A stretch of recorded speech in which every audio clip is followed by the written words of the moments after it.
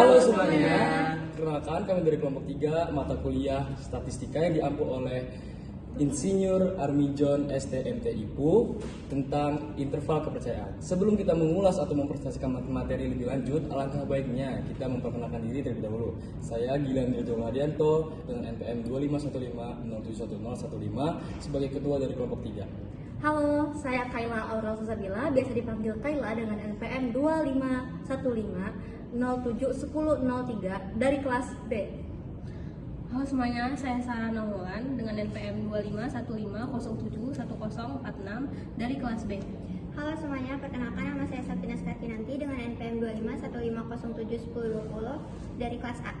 Halo semuanya, perkenalkan nama saya Denny Ramdhani Lubis, biasa dipanggil Denny dengan NPM 2515071040 dari kelas B. Happy watching! Di era saat ini, terdapat banyak sekali metode penghitungan data. Salah satunya adalah interval kepercayaan. Pengaplikasiannya dalam kehidupan sehari-hari adalah riset pasar. Riset pasar digunakan untuk memperkirakan perilaku konsumen. Tapi ada juga nih di bidang geodesi, yaitu penentuan ketelitian lokasi GPS, kemudian ada analisis deformasi dan pergeseran tektonik, serta penentuan model geoid lokal. Untuk mempelajari interval kepercayaan lebih lanjut, marilah kita simak penjelasan atau presentasi dari teman-teman kita. Let's go! Nah, sebelumnya kalian udah pada tahu belum nih tentang pengertian interval kepercayaan? Kalau belum tahu, interval kepercayaan itu adalah metode yang digunakan untuk memperkirakan nilai sebenarnya dalam suatu populasi dengan sampel yang ada. Nah, dalam statistika itu terdapat dua cara estimasi. Yang pertama itu ada pendugaan titik dan pendugaan interval. Untuk pendugaan titik itu metode yang digunakan untuk memperkirakan parameter populasi menggunakan satu data saja yang menghasilkan rata dan proporsi. Sedangkan untuk pendugaan interval itu metode yang digunakan untuk parameter populasi dengan rentang atau selang nilai untuk menghasilkan selang nilai sebenarnya. Nah, pada bagian kedua ini kita punya batas bawah, batas atas, dan estimasi titik. Estimasi titik berada di tengah karena dia hasil perhitungan dari sampel. Sedangkan batas bawah dan batas atas memungkinkan menunjukkan rentang nilai sebenarnya. Jarak batas bawah dan batas atas itu disebut dengan lebar interval kepercayaan atau margin of error yang menunjukkan seberapa lebar rentang nilai yang kita peroleh. Halo semuanya, perkenalkan saya Tiara Aprilia Zahra dengan NPM 2515071038 dari kelas B. Pada materi ini, saya akan membahas tentang estimasi interval rata-rata populasi atau confidence interval. Estimasi interval digunakan untuk memperkirakan nilai rata-rata populasi atau MINU berdasarkan data sampel. Estimasi interval menghasilkan rentang nilai yang diyakini memuat nilai parameter populasi.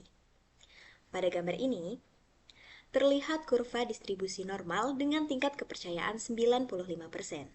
Bagian tengah kurva memiliki luas sebesar 1, min alfa sama dengan 0,95. Karena tingkat kepercayaan 95%, maka alfa sama dengan 1 minus 0,95 sama dengan 0,05.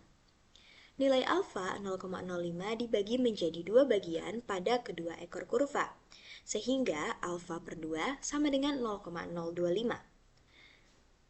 Nilai Z pada interval kepercayaan 95% diperoleh nilai Z alfa per 2 sama dengan 1,96 dan Z alfa per 2 sama dengan minus 1,96.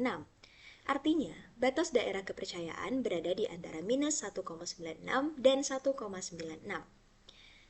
Estimasi interval dapat digunakan jika standar deviasi populasi diketahui.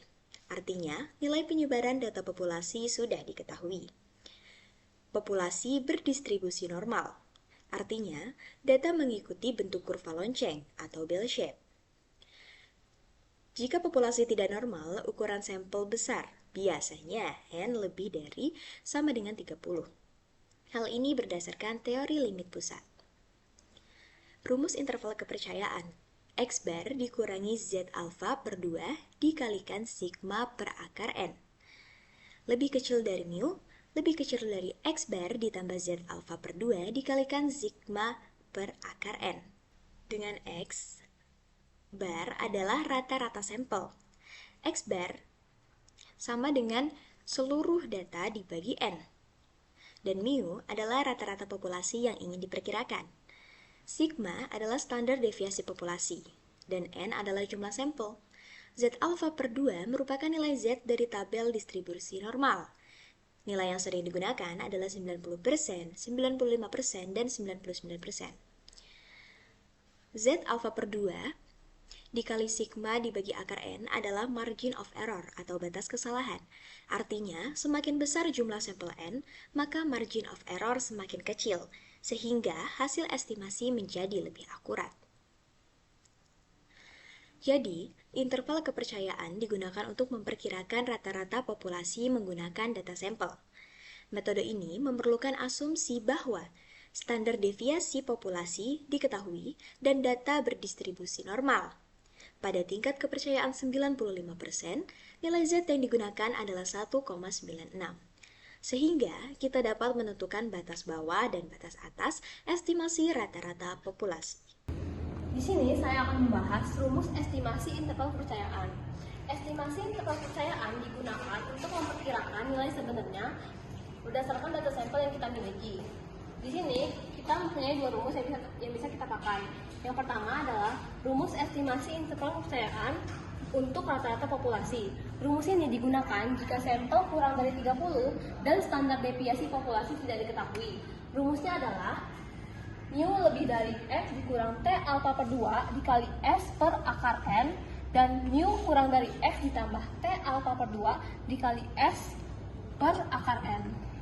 X adalah nilai rata-rata sampel, T alpha per 2 adalah nilai dari tabel T, S adalah standar deviasi, N adalah jumlah sampel, lalu mu adalah nilai rata-rata populasi yang akan diperkirakan. Lalu rumus yang kedua ada estimasi interval kepercayaan untuk proporsi populasi. Rumus ini digunakan jika kita ingin memperkirakan proporsi atau persentase suatu populasi. Rumusnya ada dua. Jika sampel kurang dari 30, kita memakai rumus P lebih dari P dikurang T alpha per 2 dikali akar P kali 1 minus P per N, dan P kurang dari P tambah T alpha per 2 dikali P dikali akar kuadrat P kali 1 minus P per N.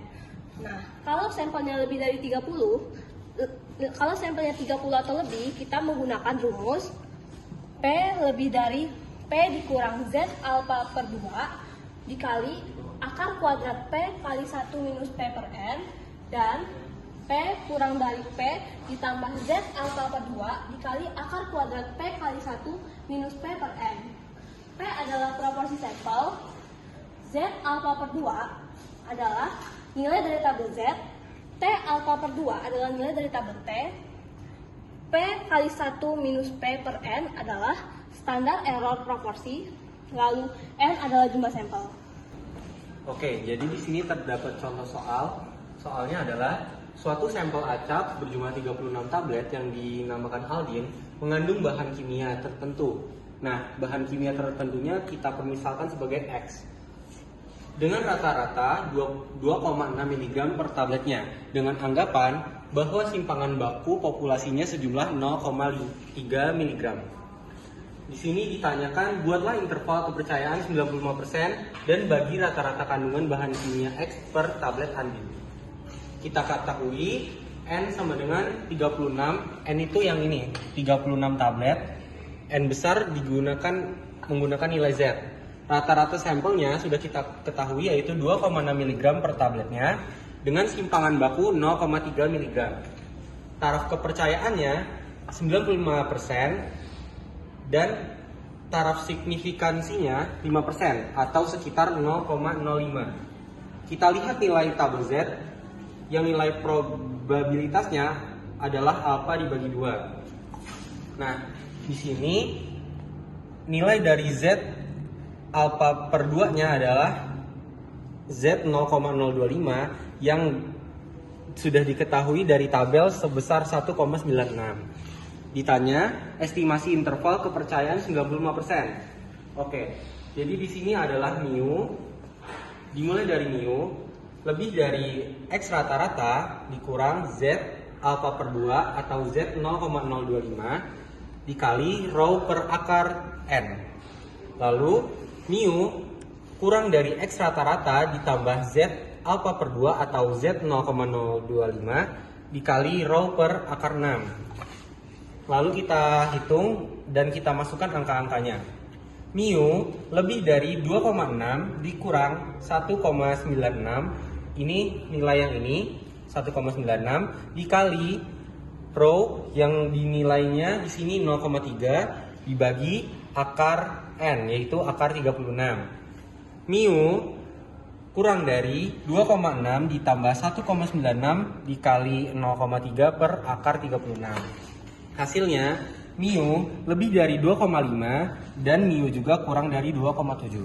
Ini saya akan menjelaskan contoh yang kedua mengenai interval kepercayaan. Jadi di sini punya soal, yaitu suatu sampel acak dari 100 orang menunjukkan bahwa 25 diantaranya menderita katarak kapsular posterior. Buat interval konfidensi 95% untuk proporsi sebenarnya anggota populasi pasien dengan katarak kapsular posterior. Dan diketahui N merupakan total sampelnya itu adalah 100 dan P-topi atau nilai proporsinya itu adalah 0,25. 0,25 itu biasa kan dari 25 per 100. Dan di sini juga udah diketahui ada tingkat kepercayaannya yaitu 95% dan tingkat signifikasinya itu adalah 5% atau dapat dibilang 0,05. Tingkat signifikasinya ini kita bagi dua, itu dapat hasilnya 0,025. 0,025 ini buat kita jadikan nilai Z, mencari nilai Z dari tabel probabilitasnya dan didapatkanlah hasilnya adalah 1,96. Ditanya estimasi interval kepercayaan 95%. Jawab. Jadi di sini saya udah punya rumus. Rumusnya itu adalah P-topi jika ditambahkan dan dikurangkan dari nilai Z dikali akar P-topi buka kurung 1 dikurang P-topi tutup kurung per N. Yang saya tunjukkan sekarang ini adalah merupakan nilai dari standar error. Ketika dimasukkan nilainya itu adalah P-topi tadi udah kita ketahui 25 per 100 yaitu hasilnya 0,25 dan plus minus 1,96 itu adalah nilai dari Z dan kita masukkan nilai dari standar errornya itu tadi berapa? 0,25 dikali 0,75 per 100. Nilai dari standar errornya itu adalah 0,0433. Ketika dikalikan sama Z itu dapatlah hasilnya untuk margin error. Hasil dari margin error itu adalah 0,049. 0,25 jika ditambahkan dan dikurangkan dari nilai dari margin error itu berapa? Di sini sudah saya terangkan untuk ketika dia dikurangkan itu hasilnya adalah 0,1651 dan jika ditambahkan itu hasilnya adalah 0,3349. Jadi rentang dari proporsinya itu adalah di antara 0,1651 sampai 0,3349 atau bisa kita bilang proporsinya itu di antara 16,51% sampai 33,49%.